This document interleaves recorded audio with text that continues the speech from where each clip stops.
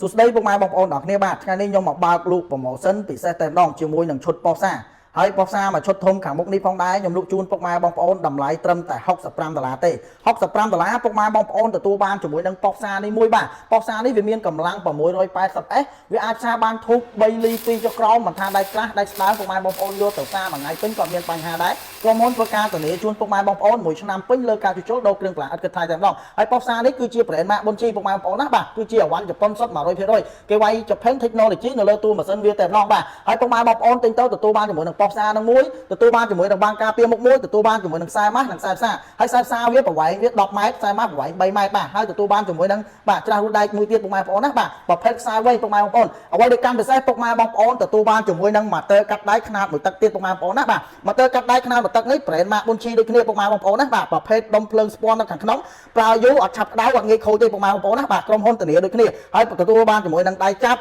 របាំងការពារផ្លែសោរផ្លែទៅមួយ complete តែម្ដងបាទហើយទទួលបានជាមួយនឹង motor បាញ់វិសបាទខ្នាត10លីមួយទៀតពុកម៉ែបងប្អូនណា brand ម៉ាកបុនជីដូចគ្នា motor បាញ់វិសនេះពុកម៉ែបងប្អូនចង់ស្វានទៅមុខក៏បានទៅក្រោយក៏បានដែរពុកម៉ែបងប្អូនណាបាទប្រភេទប្រើភ្លើងហើយមកឈុតធំខាងមុខនេះខ្ញុំលក់ជូនពុកម៉ែបងប្អូនតម្លៃត្រឹមតែ$65ទេសម្រាប់ពុកម៉ែបងប្អូនណាចង់បានធ្វើការដាក់បញ្ជាទិញបានបាទ